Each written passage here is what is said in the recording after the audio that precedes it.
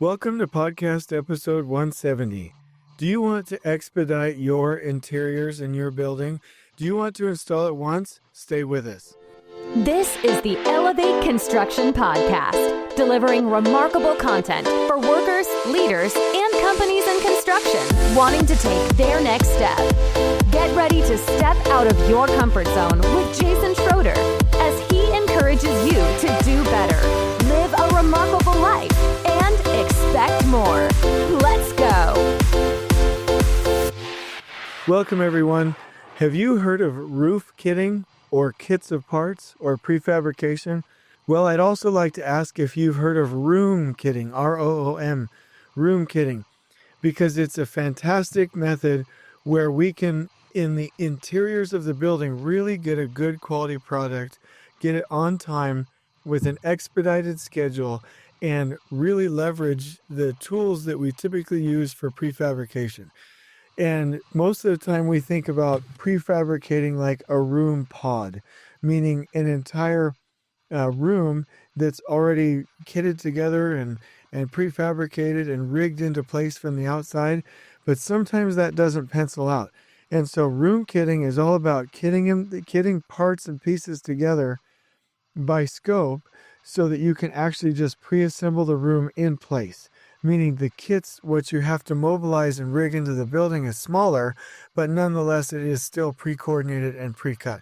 So that's what we're going to talk about today. You're going to love this podcast, especially if you have hospitals or laboratories or any other kind of complex interior space where there's lots of roughin, lots of different systems, and end users that just have to have things where they're supposed to be. So we'll talk about that today. But first, what am I excited about? So the Personal Organization Mastery training is up and running on the website. And so that has been deployed through Kajabi. And there's a new link to the online training. If you go into my website on the main page, there's a little, 3 lines there at the Elevate Construction blue bar. And if you click on that and then go to training, it starts right at the top. There's a little link that says Personal Organization Mastery. And then under that, it has speaking, consulting, and getting online coaching. So the top one, Personal Organization Mastery, that's where you'll find the course. And that's where in the future you'll see training for team balance and health, for tact planning, for the operational control system, for project planning and scheduling, for field engineering, lift drawings, layout and control, surveyors, all of these really cool online courses that we're going to develop and deploy through Kajabi is going to be right here. And it's a really nice, wonderful format. In fact, I mimicked the format that I really enjoyed from Shay Rowbottom's LinkedIn learning course. It's a $5,000 boot camp that she does over the course of 6 weeks. And I enjoyed it so much that I mimicked that because the format is the best that I've seen, and I've done a lot of training. And our boot camp for personal organization has $100,000 worth or $50,000 worth of value, and we're selling the 100-day duration for the course and the interaction with our team at Elevate Construction over that time period for $180. And so that's a really good price. I'm telling you about the price so I can talk you into taking the training so that you can go basically leverage all of the rest of the success that needs to come your way. But it all starts with personal organization, because if somebody doesn't have the time to go do training or run a remarkable project or be with their family or implement lean or, then none of what we're talking about in these podcasts is going to do very much good. That's why that's the first online learning course that we chose to do, because personal organization is the key to everything else that you do in your career. So hope you go on there, take that training. We would love it if you would. I'm hoping that I get to interact with a bunch of you, anybody who's listening. And if you have direct reports, if you can expense that to the company, if you have friends that need that, family, anybody, it doesn't even have to be in construction. If they need to know how to keep a to-do list, be personally organized, have leader standard work and plan their weeks and follow their plan and eliminate waste and increase their effectiveness, this training is for them. They're for you. Okay. That's enough selling for a minute. That kind of grossed me out and made my skin crawl there for a minute. But I care about it enough that you get what you need that I wanted to mention it. So, next thing, let's talk about some of the listeners and some of the feedback. So, here we go. Thanks very much for adding me, and thank you very much for your podcast. They have been very helpful. I've only been a superintendent for 1 year, but I owned my own construction company for 20. My general superintendent says I need to be more of an a-hole. I just don't know that that's the way anymore. My hope is that with your information, I can nurture the job site culture where we can respect everyone and nobody needs to have the old hothead mentality. And I really like this, and I appreciate you who gave me this feedback. That is absolutely the key. In fact, one of my podcasts, I say somebody has to be the designated a-hole. I say that as a joke. Actually, you shouldn't be an a-hole on the project site. You should just be authoritative. That's one thing that we teach in builder and superintendent boot camps, how to actually have that authoritative mindset. There's a couple of books I'd like to recommend. Leadership and Self-Deception is a really key one. Also, How to Win Friends and Influence People. But the other thing is switch. But I will say that a superintendent has to be very direct and has to be able to control the project site with authority and to garner respect. And there are ways to do that. If you need help, please let me know, and I'll cover that more in depth. In fact, maybe I'll make a podcast out of it if you want me to, and give me a little bit of feedback. The bottom line is about half of the superintendents I'm around, their main problem is not being able to control the project site or hold people accountable because they have a fear of being disliked, or they want to be liked, or they lack self-confidence, or they don't like speaking up.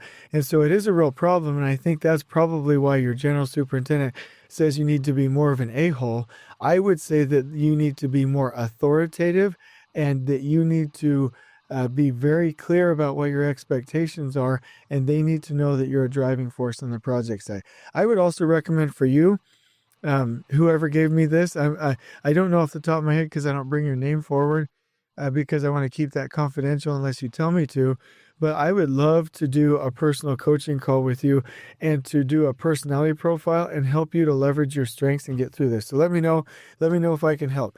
One thing before I begin fully here is I want to talk again about what's changing in the industry. Obviously, prefabrication is, the low-hanging fruit is prefabricating MEP overhead, head walls, corridor racks, exterior panels, pre-cut materials. But, we can take this to the next level. What about prefabrication with rooms, formwork? The sky's the limit. What if we said, hey, really, and I know this is probably not super practical, but what if we said, hey, no saws in the building, everything needs to come out pre-cut. Have that amount of pre-planning there to where we could do something like that.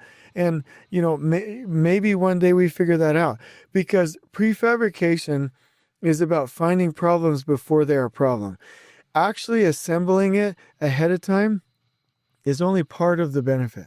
The other part is that in order to pre-assemble it, you have to coordinate everything and make sure that the drawings and the coordination and the research is complete, which means that we find schedule problems way in advance.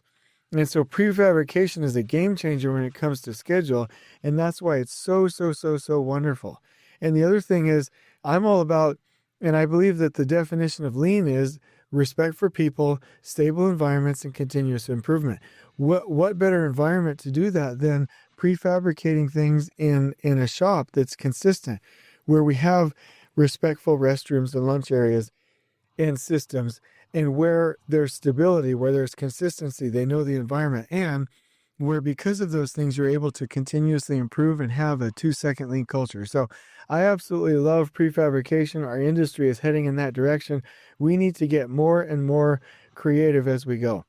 So let's talk about our sponsor today, Biohealth Management. You know these folks. They have done so many podcast interviews for us, and the purpose is to help workers and anybody in construction to take care of their bodies. They're fantastic. They're fantastic people. They talk about how to take care of your bodies, your minds, your spirituality. They're always bugging me about finding opportunities to bless more people's lives, to give out free stuff, and to care for other people. They're absolutely fantastic. If you have a need for an orthopedic specialist for an assessment on your project site to take care of your craft workers, please consider BioHealth Management. I can get you in contact with them. And if you do it through me, they'll give me more and more free stuff every year for Christmas. So let's make sure that we're doing that. So let's get right into our podcast. We're going to have some fun today. Our conflict is this. You are guessing too much in the field, and we have to get past that and find a better way. So let me tell you a story. I was doing a proposal, and this was a proposal that I was asked to run from start to finish by myself. And it was for a large hospital project. And we were finding strategic ways that we could build the emergency room, the emergency department, not the room, the emergency department, and all of the rooms that went in there. And because of the way the exterior came together, the rooms were pretty critical and they had to go fairly fast. Some of the other contractors proposing on this project were proposing prefabricated pods, these rooms that were kitted together and rigged in with a crane and assembled in place. It's fairly expensive. And so I've heard of kitting before. I've never heard anybody before. I thought of it for that job, say room kitting, if they have, or if that was, here a long time ago and I just don't remember it. I apologize. But I used the words room kitting to say, hey, what we can do is go through a pre-coordination effort and a pre-cutting effort and assemble everything in the field in a kit of parts in place. And we can get past the upsell, the price increase for actually bringing in prefabricated pods. But we can also get the schedule advantage and the quality advantage and the benefit for the end users. And so I actually lost that proposal. I don't know if that really shows very well for me, but I ended up using room kitting at the research laboratory. And here's why. At the cancer center, and I'm ashamed to admit it, we probably had to rip out anywhere from 20 to 30% of the inwall roughin, because in this complex cancer center where we have, there's so many modalities in here, medical modalities and different types of equipment. There was 18 different major pieces of equipment. I mean, the medical equipment alone was about $50 million that went into this facility. It was over the top. And the coordination for that is intense. And the designers, and I love the designers, and they're doing a great job the best they can, but they will have the architectural drawings, the electrical drawings, the equipment drawings, and then other drawings, that are showing points of connection for mechanical and electrical and plumbing. And so essentially you're ending up with like 6 or 7 different types of drawings, and keeping the rough-in heights and the dimensions and the locations and the coordination together is nearly impossible.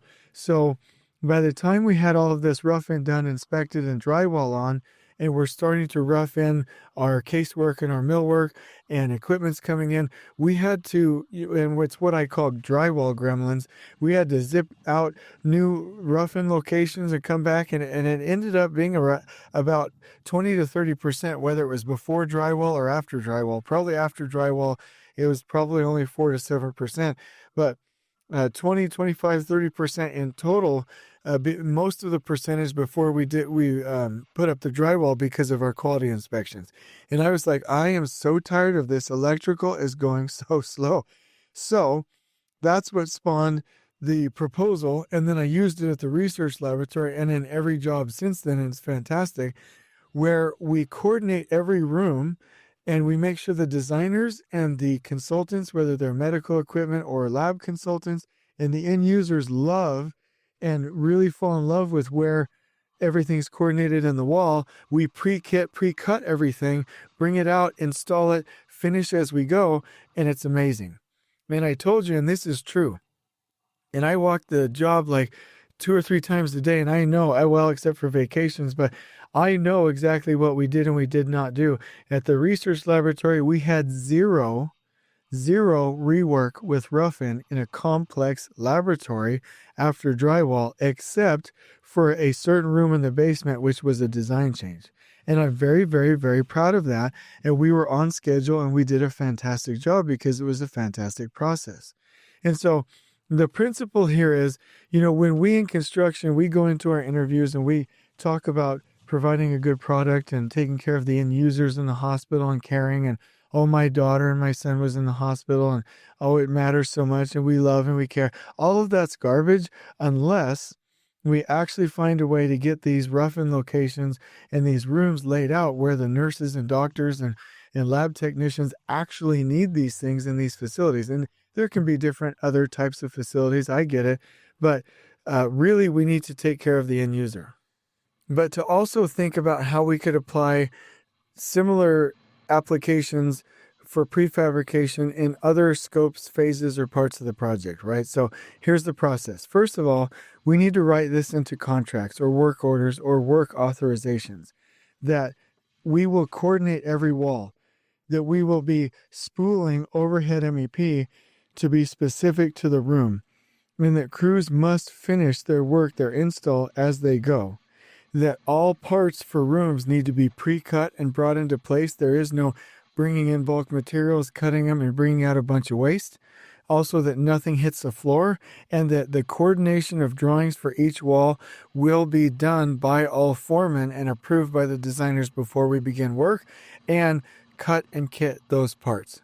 So that's the first part. Then the key thing is you want to get your BIM technicians or you want to get V-Construct offshore to supplement this, or you want to get somebody, when you know, your project engineer, your field engineer, or whoever, maybe even the trade partner, pay them to do it, to give you cut sections in Revit of every room. Now, if you have some rooms that aren't that complex, maybe you leave them out of the batch. But if you have complex areas, you are going to want cut sections in those rooms, and you'll want the views and the sheets cropped down to where you have a nice packet of drawings. And so you'll want to make sure that your casework and millwork and electrical and plumbing and lab gas and med gas and all of those layers, everything inside the model is turned on, and use the background. And then for any of the roughin height locations, you can pull dimensions to those so that those can be confirmed when doing the review. So the first thing is by area, by production area, according to the TACT plan. What you will do is make sure that those coordination drawing packets are created. Now, you want to do this early enough to where you can get way out ahead of the work and make sure that this is available for your trade partners when they would naturally and normally do their coordination. So you'd print them out by area, or better yet, and actually this is the best case scenario, put them into a Bluebeam project and make sure that all trade partners have access to it, and say, okay, as you're going in here and tracing circuits and figuring out roughin heights by room, by floor, and figuring out what you're going to do and what you're going to install, just write down your notes, your questions, and your dimensions on these drawings instead of your own personal set of drawings. Because most of the time, your plumber, your mechanical guy, maybe not so much the mechanical, but and especially your electrician, will already go through these wall elevations and mark down roughin heights, if they're any good, right? And dimensions from doors and the circuits, and, you know, write down all of the notes for asbuilts, everything in there. So why not just have them do that normal process early on the right drawings ahead of time? And so that's the key. And if you can collect all this information on Bluebeam, then it's already right there packaged to go by area. And the key is, once that's done, to do a page flip by the area, make sure everybody's coordinated, all of the information is in there, backing is in there, you know, from the shop drawings for casework and for millwork, any of the typical things that you would want to see, so that it can all be built once.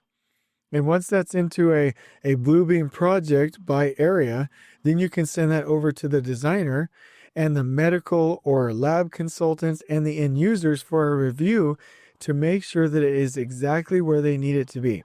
You know, the one thing that we can do in this instance to protect our designers is to really do something like this. I hear over and over and over and over an owner being super, super frustrated and saying, you know, in these user meetings, we went through this. Why is it not now represented in the design? Well, to the designer's credit and to their defense, they can't bring all of those notes into a design intent set of drawings, a package, a set of drawings for the architecturals and the equipment drawings. So it's really hard to remember everything and then to communicate that to us. So these room kitting drawings can really bridge the gap and help people to remember and make the kind of notes that they need, right? So once we have that, then it comes back approved. The other thing is you're going to find like 80 major questions by area that would typically be in an RFI or not be answered. And a lot of times the designers will say, hey, I will use this set of room kitting drawings in this area as an RFI that we can post to the drawings, and I will answer all 80 of these questions at once. Now, some project management teams don't like to have it all lumped in there at once because you can't track costs very well, and it's hard to trace that information on specific links for the RFIs and the information. So it might make it just a skinch bit more difficult, but I would recommend getting all those questions in and coordinating them all at once so that you don't get overloaded with 80 additional RFIs, right? And 80 additional postings and 80 additional opportunities to coordinate because they're not coordinated together, right? So you want that to come back approved from the designer, the consultants, and the end users. And then you're able to pre-kit and pre-cut the parts. And actually, when we did it at the research laboratory, they just bundled it together. But then a really cool superintendent out east actually took that information and saw what we were doing and said, I'm going to make my trade partners bring them out into tubs. And I've told you this before, for electrical and for other parts and for some hydronic piping roughin, they'll just come out in a little blue bin, a little blue plastic box, and it has the actual bill of materials in there, a barcode, and it actually has the room kitting drawings in there so that they can just go ahead and install it that way and bring them in bins. And so literally the workers show up, and they go over to their blue bin in the middle of the room because they're all pre-stocked, ready to go. They open it up, the drawings are right in there, and they go to work, and there's just no question. That is like the ideal state. And so after you get the approval, you pre-cut the parts and bring those out. And best practice is to laminate these in 11x17. And actually, once the framing is done, and actually you can use them while framing. And actually, that's the best. Let me go back. You give them to the framing crew, and the framing crew uses that for the actual framing of the wall and the backing. And then when they're done with that 11x17 laminated drawing, they screw it to the wall.